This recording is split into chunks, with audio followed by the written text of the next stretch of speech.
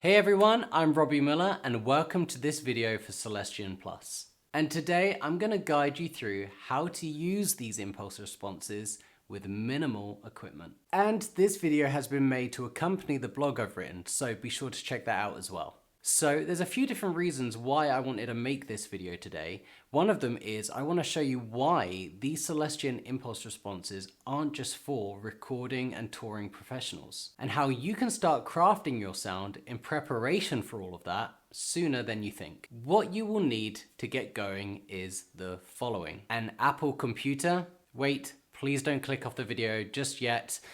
Stay with me. GarageBand, it should be installed already, but just double check.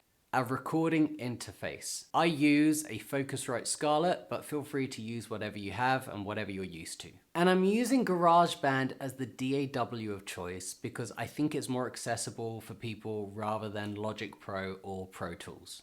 And if you're not a fan of Apple or GarageBand and you have a different system and a different DAW, then carry on watching the video anyways, because you may see similarities that you can add to what you're used to. And lastly, in today's video, I want to show you the noticeable difference between stock DAW sounds and your Celestion impulse responses. And I really believe that you can and should be using these. So let's head over to the screen and let me guide you through how to start using these Celestion impulse responses. So here I am in GarageBand and I have a little click track here. I've got a drum machine here going on. I've got a rhythm track that I've already recorded guitar-wise and a lead track I've already recorded guitar-wise, and I've labeled these Rhythm GB and Lead GB for GarageBand. And the reason is I'm using a virtual amp in GarageBand, so I'm going to go over to my plugin section and check out the amp designer on the rhythm track, and you will see, well, this is basically based on a Vox style amp, and it's going through GarageBand's version of a cab sim speaker simulation, and that's a vintage British 4x12. I've got a dynamic microphone. It's called a Dynamic 57, obviously based on an SM57, and I've got this as close to the center of the speaker as possible.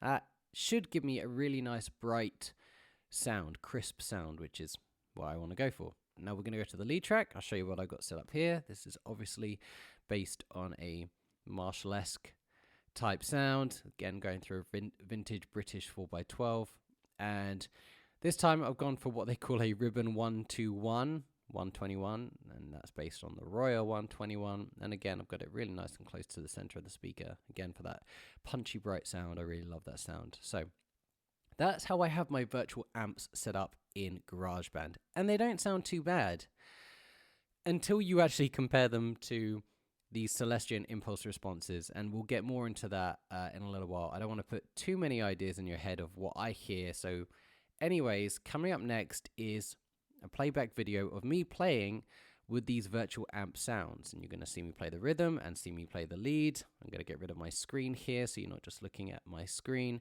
and just have a really good listen to the sound that's been captured from the GarageBand virtual amp and cab and speaker simulation, and then we're going to have a look at how we can actually start using these Celestion IRs in something like a virtual amp in GarageBand. So anyway, here is the stock sound.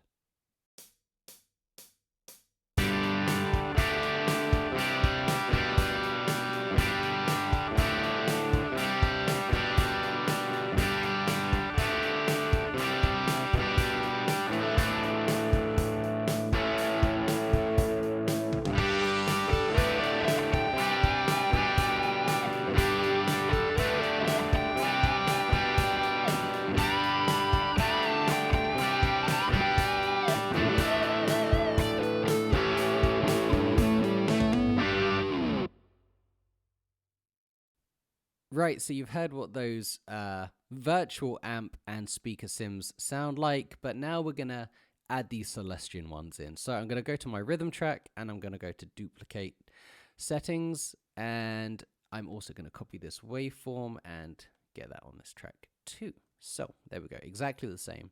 I'm also going to relabel this Vintage 30 because that's the speakers I want to use. Should hopefully work well with the vintage British cabinet that I've got setting here. We're sort of presuming that it's using the same sort of speakers, but I think it will sound fairly close and accurate. We're going to go to the amp designer and get rid of this. Okay, so we're going to go direct, and it is going to treat that like an amp would sound without a speaker. It's going to sound disgusting.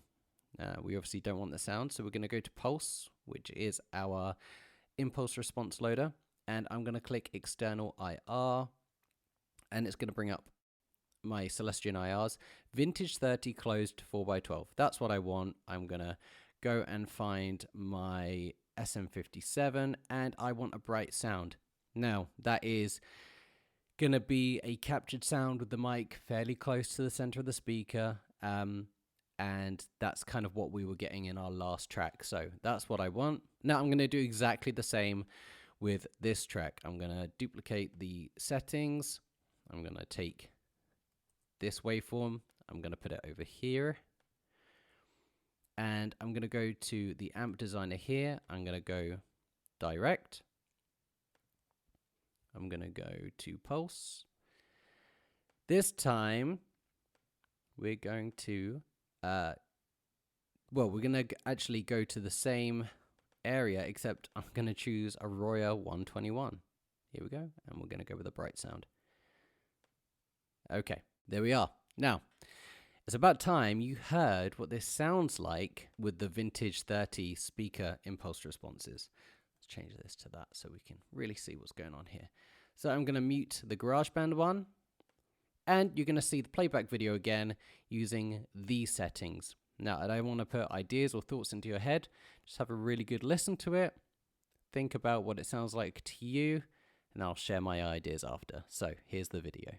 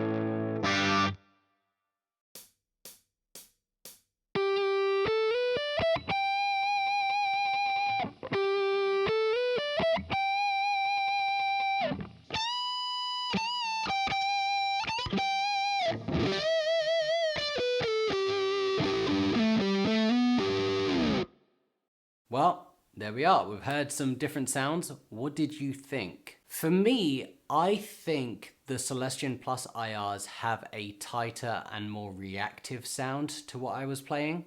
And I particularly thought the lead part was smoother and silkier, if that makes sense. And while I think it's awesome that these virtual amps have speaker simulations, I don't think you really hear how muddy they sound until you throw in the Celestion IRs. And I think it's so cool that you can take the sound of Celestion speakers and put them into a bare bones setup like what I have here. Although I do completely understand that virtual amps may not be for everyone, and they don't have to be forever. I can actually take the same IRs, so the same files that I used to get these speaker sounds today, and in a recording environment, put them on a valve amp with a load box and have them working that way.